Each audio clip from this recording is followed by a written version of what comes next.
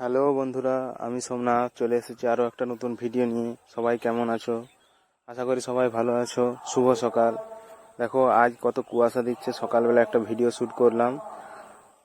আমি এখন মাঠের মাঝে একটা পোস্তুর বাড়িতে একটা দাঁড়িয়েছি। পোস্তুর লাগানো আছে বাড়িটা, রঙিন রঙিন কি সুন্দর ফুল ফুটেছে। ভাবছিলাম যে একটা ভিডিও তৈরি করি, সেই জন্য ভিডিওটা তৈরি করলাম।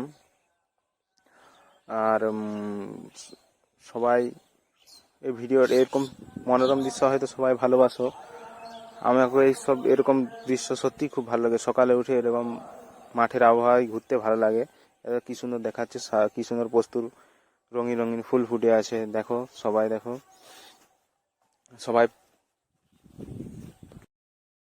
কাল থেকে আবার গরম লাগছে, ভালোই গরম লাগছে। ফাল্গুন মাসের প্রথম দিকে গরম পড়ে গেছে।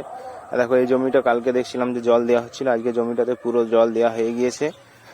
জল ভর্তি আছে জমিটাতে পুরো।